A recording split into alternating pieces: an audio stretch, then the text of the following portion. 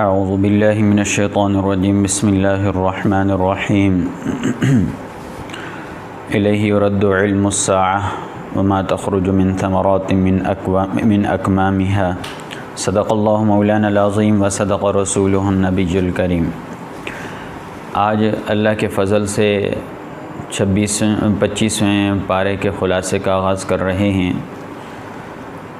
اس پارے کے پہلے رکوع میں اللہ تبارک و تعالیٰ کے علم کا بیان ہے کہ انسان کے ہر عمل، ہر ارادے اور نیت سے اللہ تعالیٰ واقف ہے، اور پھر اس کے بعد بتلایا کہ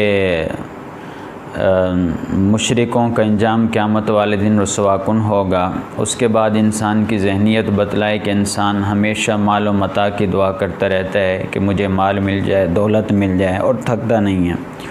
اگر اس کو تھوڑا نقصان پہنچ جائے تو اللہ کی رحمت سے نا امید ہو جاتا ہے، اور اگر اللہ تعالیٰ اس کو اپنی رحمت سے نوازتا ہے تو اکڑنے لگ جاتا ہے، اور پھر کہتا ہے جی قیامت آئے گی نہیں، اگر آئے گی تو وہاں بھی ہم مرتبوں میں ہوں گے اور وہاں بھی ہمارے پاس پیسہ اور دولت ہوگی۔ اس کے بعد سورہ شورا ہے۔ سورہ شورا چوتھے رکوع کی آیت ہے وَأَمْرُهُمْ شُورَىٰ بَيْنَهُمْ، اسی سے اس کا نام ماخوذ ہے، اور یہ سورہ حامیم سجدہ کے بعد یہ صورت نازل ہوئی۔ تو پارے کا رکوع نمبر 2 ہے اور سورت کا رکوع نمبر 1 ہے۔ اللہ تبارک و تعالی ارشاد فرماتا ہے حامیم عین سین قاف کذالک یوحی الیک۔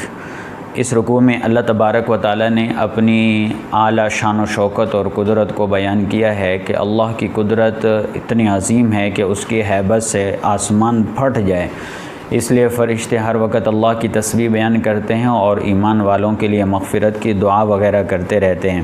اور پھر یہ بات سمجھائی ہے کہ اصل انسانوں کا سرپرست اور رب اللہ وحدہ لا شریک ہے، کیونکہ وہی موت اور زندگی کا مالک ہے، اس لیے اس کے ساتھ شرک کرنا انتہائی نازیبا اور بری حرکت ہے۔ پھر رسول اللہ صلی اللہ علیہ وسلم کو ہدایت کی گئی کہ وہ تبلیغ دعوت کرتے رہیں، یعنی دعوت لوگوں کو دیتے رہیں، یہ ان کی ذمہ داری ہے۔ ان کی ذمہ داری ہے کہ لوگوں کو بتا دیں کہ برے اعمال کا برا نتیجہ ہے۔ باقی یہ ہے کہ اگر اللہ چاہتا تو سب کو دین اسلام پہ کاربند کرتا، لیکن اللہ تعالیٰ نے آزادی دی ہے فکر و عمل کی، تو اس لیے جبر نہیں ہے۔ قیامت والے دن بہرحال فیصلہ ہوگا۔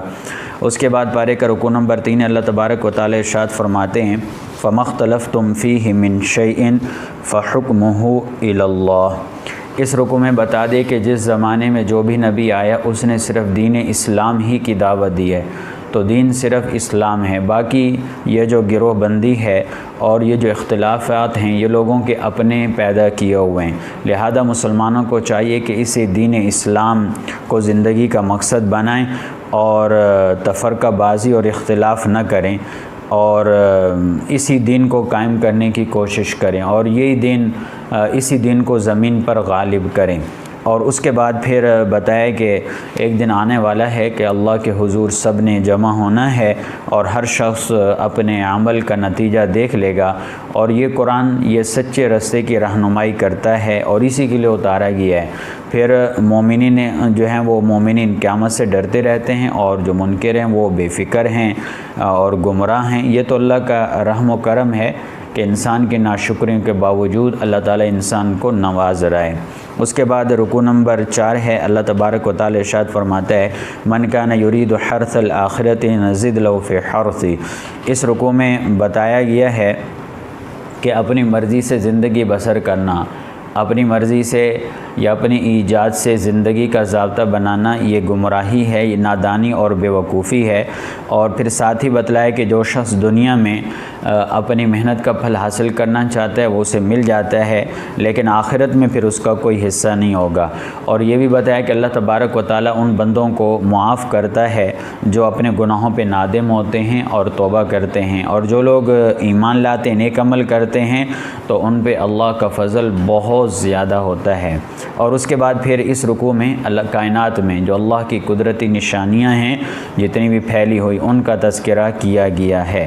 اس کے بعد رکوع نمبر 5 ہے۔ اللہ تبارک و تعالی ارشاد فرماتا ہے وَمَا أَصَابَكُم مِّن مُّصِيبَةٍ فَبِمَا كَسَبَتْ أَيْدِيكُمْ۔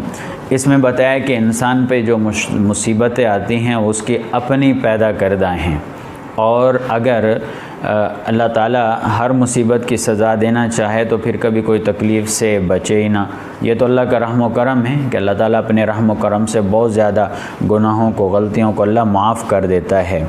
اور پھر یعنی ہر انسان کی ہر برائی کا بدلہ ملے تو پھر تو انسان مصیبت سے چھٹکارا حاصل نہیں کر سکتا۔ پھر جو صاحب ایمان ہیں ان کی تعریف کی گئی ہے اور آخرت میں جو ان کے لیے انعامات ہیں ان کا ذکر ہے۔ اس کے بعد رکوع نمبر 6 اللہ تبارک و تعالی ارشاد فرماتا ہے وَمَن يُضْلِلِ اللَّهُ فَمَا لَهُ مِن وَلِيٍّ مِّن بَعْدِهِ۔ اس رکوع میں لوگوں کو قیامت کے عذاب سے ڈرایا گیا اور نافرمانوں اور سرکشوں پر جو دردناک عذاب ہوگا اس کا بھی تھوڑا سا حال اس رکوع میں بیان کیا گیا ہے۔ پھر قرآن کو نور کہا گیا ہے کیونکہ یہی وہ نور ہے جس کے ذریعے سیدھے راستے کی روشنی نظر آتی ہے، حلال حرام سچ اور جھوٹ کے درمیان فرق ہوتا ہے۔ یہی نور قبر اور آخرت میں روشنی کا باعث بنے گا۔ اس کے بعد سورہ زخرف ہے، تیسرے رکوع میں زخرف کا لفظ ہے، اسی سے یہ نام ماخوذ ہے۔ سورہ شورى کے بعد سورہ زخرف نازل ہوئی ہے تو پارے کا رکوع نمبر 7 ہے اور سورت کا رکوع نمبر 1 ہے۔ اللہ تبارک و تعالی ارشاد فرماتا ہے حامیم والکتاب المبین انا جعلناہ قرآنا۔ اس رکوع میں پہلے یہ بتایا گیا چونکہ قرآن کے اولین مخاطب عرب تھے اس لیے قرآن عربی میں نازل ہوا ہے، اور ورنہ تو ویسے تو قرآن ساری دنیا کے لیے ہے اور دنیا کی زبانیں بہت ہیں تو کسی نہ کسی زبان میں تو نازل ہونا تھا، تو اللہ تعالیٰ نے عربی میں اس کو نازل کیا ہے کیونکہ اس پہ اول مخاطب عرب ہیں۔ اور اس کے بعد بتایا کہ منکرین قیامت اس بات کا اقرار کرنے پر مجبور ہیں کہ کائنات کو پیدا کرنے والا اور جتنی چیزیں کائنات میں سب کا خالق اللہ ہے، لیکن اس کے باوجود وہ اللہ کے ساتھ غیروں کو شریک ٹھہراتے ہیں اور اس کی تعویل کرتے ہیں۔ کیا تعویل کرتے ہیں کہ اللہ کے ہمارے سفارشی ہوں گے، حالانکہ اللہ کی اجازت کے بغیر کسی کو سفارش کا حق حاصل نہیں ہوگا۔ اور پھر اللہ تعالیٰ نے اپنی قدرتی نشانیوں کا ذکر کیا، انسانوں پر جو انعامات ہیں ان کا بھی ذکر ہے اس رکوع کے اندر۔ اس کے بعد رکوع نمبر 8 ہے، اللہ تبارک و تعالی ارشاد فرماتا ہے ام اتخذ مما یخلق بنات واصفاکم بالبنین۔ اس میں کفار اور مشرکین کے جو باطل عقیدے تھے ان کی تردید ہے۔ پہلے جو ہے نا یہ بتایا کہ وہ اللہ کی بیٹیاں فرشتوں کو قرار دیتے تھے تو اس کا رد کیا گیا ہے، اور پھر ساتھ یہ بھی بتایا گیا کہ جو پہلے لوگ تھے وہ رسموں کو ترک نہیں کیا کرتے تھے، جو ان کے آباء و اجداد سے رسمیں ملی ہیں تو اس کو چھوڑا نہیں کرتے تھے۔ اور پھر یہ بتایا کہ یہی وجہ ہے کہ گزشتہ قوموں نے انبیاء اور پیغمبروں یعنی رسولوں کو جھٹلایا اور ان نافرمان اور سرکشوں کو اکثر عذاب کا سامنا کرنا پڑا، تو منکرین قرآن کو اس سے عبرت حاصل کرنی چاہیے۔ اس کے بعد رکوع نمبر 9 اللہ تبارک و تعالی ارشاد فرماتا ہے وَإِذْ قَالَ إِبْرَاهِيمُ لِأَبِيهِ وَقَوْمِهِ إِنَّنِي بَرَاءٌ۔ اس رکوع میں حضرت ابراہیم علیہ السلام کی دعوت حق کا تذکرہ ہے کہ انہوں نے اپنے قوم کو شرک سے باز رکھنے کے لیے کس طرح کوششیں کی ہیں، اور پھر اس کے بعد منکرین قرآن کا حوال بیان کیا ہے کہ ان کے پیش نظر دولت ہے، وہ دولت اور دنیا کو معیار سمجھتے ہیں، اس لیے وہ کہتے ہیں کہ یہ قرآن مکہ اور طائف میں سے کسی امیر آدمی پہ، رئیس آدمی پہ کیوں نہ اتارا گیا ہے۔ تو پھر اس کے بعد بتا دیا ہے کہ یہ سونے چاندی اور یہ دنیاوی آرائشیں ہیں، ان کی حقیقت بتلا دی کہ سب اللہ کی جانب سے تقسیم ہے۔ اللہ تعالیٰ اپنی رزق کی مصلحتوں کو جانتا ہے، اسی مصلحتوں کے بنا پہ اللہ تعالیٰ نے یہ رزق کی تقسیم کی ہے اور اس میں آزمائش کی حکمتیں کام کر رہی ہیں، ورنہ یہ چیز انسان کی قدر و قیمت ناپنے کے لیے پیمانہ نہیں بن سکتی۔ تو یہ تو اللہ تعالیٰ کی مہربانی ہے۔ کوئی باہر مزدوری کر رہا ہے دھوپ میں، کسی کو اللہ نے گاڑی دی ہوئی ہے، کوئی اپنے بنگلے میں بیٹھا ہوا ہے، ورنہ یہ کوئی ایسا تو نہیں ہے کہ اس میں کوئی کمال ہے، یہ اللہ تعالیٰ کی اپنی حکمتیں ہیں۔ اس کے بعد رکوع نمبر 10 سے اللہ تبارک و تعالی ارشاد فرماتا ہے وَمَن يَعْشُ عَن ذِكْرِ الرَّحْمَنِ نُقَيِّضْ لَهُ۔ اس رکوع میں بتایا گیا ہے کہ شیطان انسان پہ قابو پاتا ہے اور اس کو بہکا لیتا ہے، سیدھے راستے سے شیطان انسان کو دور کر دیتا ہے اور اللہ کی یاد سے انسان کو غافل کر دیتا ہے۔ لیکن قیامت والے دن یہی انسان شیطان کے متعلق کہے گا کہ یہ میرا کتنا برا ساتھی تھا، تو تو لہذا انسان کو چاہیے کہ شیطان کو اپنا ساتھی نہ بنائے، اس سے دور ہو جائے۔ لیکن قیامت والے دن اگر دوری کا اظہار کرے گا تو کوئی فائدہ نہیں، کیونکہ انسان اور یہ شیطان سب عذاب میں مبتلا ہوں گے، لہذا سیدھے راستے پہ ثابت قدم رہنا چاہیے۔ اس کے بعد رکوع نمبر 11 اللہ تبارک و تعالی ارشاد فرماتا ہے وَلَقَدْ أَرْسَلْنَا مُوسَىٰ بِآيَاتِنَا إِلَىٰ فِرْعَوْنَ۔ اس میں حضرت موسیٰ علیہ السلام کا ذکر ہے اور فرعون کے واقعے کا ذکر ہے، اور اس حضرت موسیٰ علیہ السلام نے دعوت دی، فرعون نے دعوت کو ٹھکرایا اور وہ کہتا تھا کہ میں بادشاہت ہوں، میں بادشاہت کا مالک ہوں، میرے مال کے نیچے سے نہریں بہتی ہیں۔ تو بہرحال مختلف واقعات پچھلی صورتوں میں گزر چکے ہیں۔ اس کے بعد رکوع نمبر 12 ہے اللہ تبارک و تعالی ارشاد فرماتا ہے وَلَمَّا ضُرِبَ ابْنُ مَرْيَمَ مَثَلًا إِذَا قَوْمُكَ مِنْهُ يَصِدُّونَ۔ اس رکوع میں حضرت عیسیٰ علیہ السلام کا ذکر ہے، بتایا گیا کہ جو لوگ ان کو خدا کا بیٹا کہتے ہیں وہ سراسر جھوٹ اور باطل ہے۔ وہ قیامت کی ایک نشانی ہے، وہ بھی اللہ کی مخلوق تھے، انسان تھے۔ ہاں یہ کہ اللہ تعالیٰ نے ان کو نبوت عطا کی تھی اور وہ توحید اور ہدایت کے راستے کی دعوت دیتے تھے۔ اس کے بعد رکوع نمبر 13 اللہ تبارک و تعالی ارشاد فرماتا ہے یا عبادی لا خوف علیکم ولا انتم تحزنون۔ اس رکوع میں بتایا گیا کہ قیامت والے دن جو لوگ اللہ کی آیات کی تصدیق کرتے ہیں، یعنی اللہ کے بندے ہیں، ایمان لانے والے، نیک عمل کرنے والے، انہیں کہا جائے گا قیامت والے دن کہ آج تم پہ کوئی غم نہیں، کوئی پریشانی نہیں، تم جنت میں آرام سے رہو گے، جنت کی نعمتوں سے فائدہ اٹھاؤ گے، اور ایسی نعمتیں جن کا تصور بھی نہیں کیا جا سکتا۔ اور پھر یہ بتایا ہے کہ مجرمین کا ٹھکانہ جہنم ہے اور ان کے عذاب میں کوئی کمی نہیں ہوگی۔ اس کے بعد سورہ دخان ہے، سورہ دخان کے پہلے رکوع کی آیت ہے فَارْتَقِبْ يَوْمَ تَأْتِي السَّمَاءُ بِدُخَانٍ مُبِينٍ۔ اسی صورت کا نام سورہ دخان رکھا گیا ہے۔ سورہ زخرف کے بعد یہ صورت نازل ہوئی ہے، تو پارے کا رکوع نمبر 14 ہے اور سورت کا رکوع نمبر 1 ہے۔ اللہ تبارک و تعالی ارشاد فرماتے ہیں حامیم والکتاب المبین انا انزلناہ فی لیلۃ مبارکہ۔ اس رکوع میں توحید کا سبق دیتے ہوئے کہا گیا کہ منکرین جو حق کے منکر ہیں وہ آخرت کے بارے میں سخت مغالطے میں ہیں، وہ غلطی میں پڑے ہوئے ہیں، تو اے رسول اس دن کا انتظار کرو جب آسمان دھوئیں سے بھر جائے گا اور پھر جو منکرین حق ہیں وہ اس عذاب کی لپیٹ میں آئیں گے جس سے وہ غافل ہیں۔ اس کے بعد حضرت موسیٰ علیہ السلام اور فرعون کے واقعے کو دہرایا گیا ہے۔ اس کے بعد رکوع نمبر 15 ہے، اللہ تبارک و تعالی ارشاد فرماتا ہے وَلَقَدْ نَجَّيْنَا بَنِي إِسْرَائِيلَ مِنَ الْعَذَابِ۔ اس رکوع میں بنی اسرائیل پہ جو اللہ کے انعامات ہیں ان کا تذکرہ ہے کہ کس طرح اللہ نے ان کو فرعون کے مظالم سے نجات دلائی ہے اور پھر کس طرح اللہ نے دنیا میں ان کو مقام عطا کیا ہے۔ اس کے بعد رکوع نمبر 16 ہے، اللہ تبارک و تعالی ارشاد فرماتا ہے ان شجرۃ الزقوم طعام الاثیم کالمہل۔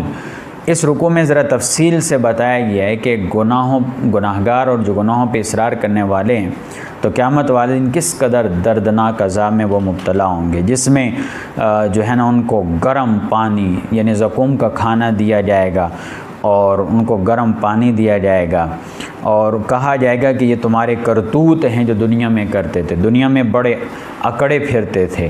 اور اس کے بعد متقین جو ان کی نعمتوں کا ذکر ہے کہ اللہ تعالیٰ نے جو ان کو نعمتیں وہاں پہ دی ہیں۔ اس کے بعد سورہ جاسیہ ہے، جاسیہ کا معنی ہے گھٹنوں کے بل بیٹھنے والی جماعت۔ تیسرے رکوع میں آیت ہے وَتَرَى كُلَّ أُمَّةٍ جَاثِيَةٍ، تو اس مناسبت سے سورت کا سورہ جاسیہ ہے اور یہ سورہ دخان کے بعد یہ سورت نازل ہوئی ہے۔ تو پارے کا رکوع نمبر 17 ہے، سورت کا رکوع نمبر 1 ہے۔